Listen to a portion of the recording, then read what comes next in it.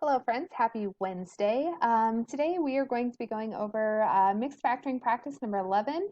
We have 15 questions total. Overall, looking at this is our last video, our last new material for the semester. So I'm going to go ahead and get started. Let's go ahead and look at question number 1 together. This is our new material. All right, so here's what we've got. It says find all real and imaginary solutions to the equation. You don't really have to worry about the imaginary solutions to this one. All of the problems that I selected do have real solutions, but get excited for Algebra 2. You'll start to talk about imaginary solutions at that point in time. So here's the equation we have. 9x cubed plus 36x squared minus 25x minus 100 is equal to 0. And I want to figure out all of these solutions that could make this true. Now, looking at this and kind of a heads up into Algebra 2, if we have an x cubed, that means that we are looking for 3 total solutions. A cubic function will have 3 solutions. So let's go ahead and get started on this. We're going to solve this by factoring. All right, so here's what we've got. I have 9x cubed plus 36x squared minus 25x minus 100. All right, we're going to go ahead. This is already in standard form. We have decreasing powers, and I'm going to factor this by grouping. So here we go. I have 9x cubed plus 36x squared. What can come out of both of those? Well, these are both divisible by 9. And they're also both divisible by x squared. We can factor out that as a common factor.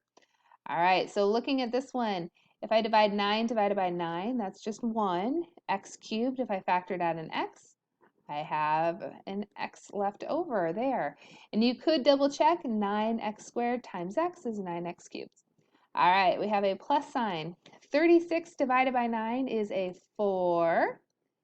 And finally, if I have x cubed or x squared, factored out the x squared, I no longer have an x. And you can double check your answer. If you were to multiply this out, you would end up with that. All right, now looking at the second one, I have negative 25x minus 100. Now looking at this one, I want my inside to be x plus 4, x plus 4. So looking at these are both negative, so I'm going to go ahead and factor out a negative. And both of these are divisible by 25. Both of these are divisible by 25. So I'll go ahead and factor out a 25.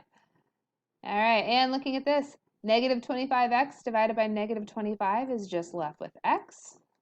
Negative 100 divided by negative 25 is positive 4. And hey-oh, those match up. So for our next step, here we go. We are combining these. So we have 9x squared minus 25 times x plus 4. And don't forget our equal sign. We do have that this is equal to 0. This is an equation. Keep those the same. All right, and we are not done factoring yet. Looking at this, I have a 9x squared minus 25.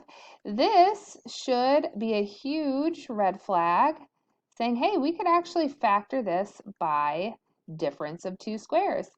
So my x plus 4, I can't really do anything more with that. So I have x plus 4 here. And let's go ahead and break this one up. 9x squared, how can I break that up? Well, that'll be 3x and a 3x.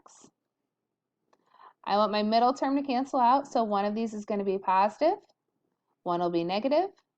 And if I wanted to break down 25, 5 times itself is 25. So we have just factored this whole thing in our quest to solve this. So we factored by grouping. We put these together, factored out my 9x squared. Put these together, factored out a negative 25. We combined those. We had 9x squared minus 25, x plus 4.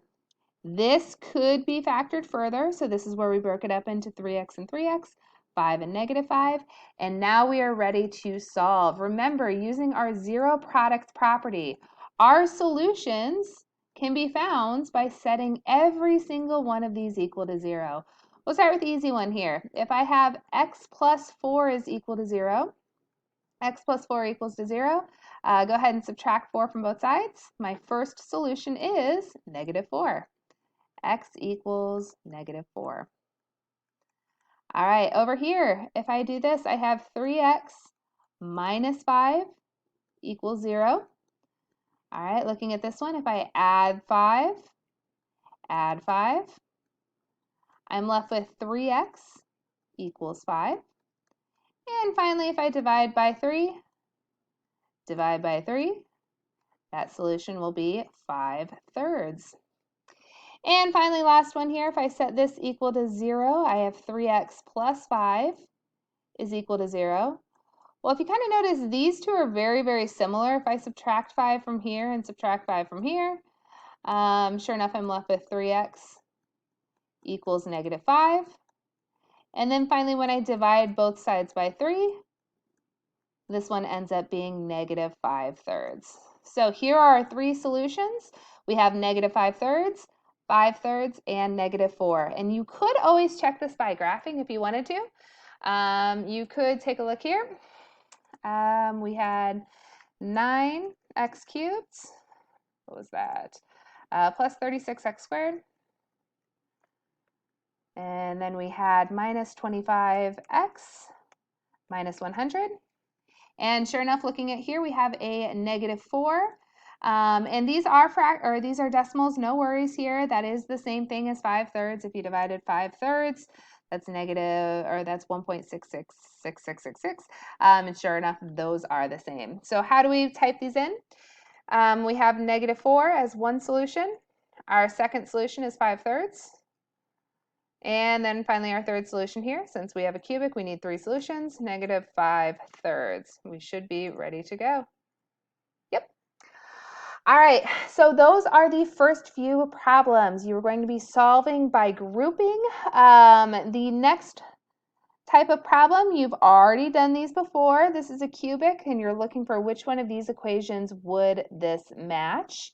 And then for your final one, mixed review, we've got some lines trying to figure out which of these is our slope. So last video, I will go ahead and give some extra credit if you're in the mood for some extra credit. Here's what I'd like for you guys to do. If you email me your favorite ice cream flavor, email me your favorite ice cream flavor. Can't believe ice cream isn't ice cream, 2 words, really? All right, so if you email me your favorite ice cream flavor, I will add some extra credit onto this assignment for watching. Hope you have a great day and a wonderful summer.